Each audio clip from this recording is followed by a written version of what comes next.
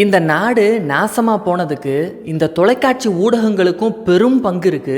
நாம பார்க்குற தொலைக்காட்சிகளில் வர செய்திகள் எல்லாம் உண்மை கிடையாது. அந்த செய்திகள் எல்லாமே உள்நோக்கம் கொண்டதாகவும் திரிக்கப்பட்ட செய்தியாகவும் வதந்திகளும் பொய் செய்திகளும் தொடர்ந்து பரப்பப்பட்டுக்கிட்டு இருக்கு.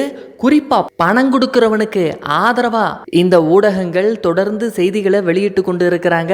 நல்லவர்களை கெட்டவர்களாகவும் நாதாரிகளை தலைவனாகவும் இந்த ஊடகம் காட்டிக்கிட்டு இருக்கு. இதனால தான் அன்னைக்கு விஜயகாந்த் இந்த ஊடகத்தை காரி துப்புனாரு. தற்போது அண்ணன் சீமானும் இந்த மானங்கட்ட ஊடகத்தை காரி துப்பி இருக்கிறாரு. கூட்டத்தை பார்க்காது, முன்வைக்கிற கொள்கையை பாருங்க. உருப்படாது இல்லைன்னா உங்களை மாதிரி ஆளுகள்லாம் சேர்ந்து தான் இந்த நாட்டை நாசமாக்கிட்டே இருக்கிறீங்க. ஒரு செய்தி அறம் சார்ந்து நீங்க நிக்கிறீங்களா சொல்லுங்க. நீங்க கூலிக்கு வேலை செஞ்சு கொள்கைக்கு வேலை செய்யறவன கொலை பண்றீங்க. இதுக்கு ஒரு ஊடகம், இதுக்கு ஒரு முதலாளி. எந்த முதலாளியும் நீங்க லாபத்தை வைக்க தான் வேலை செய்றீங்க. மக்கள் சேவைக்கு அனுக்கிறீங்க.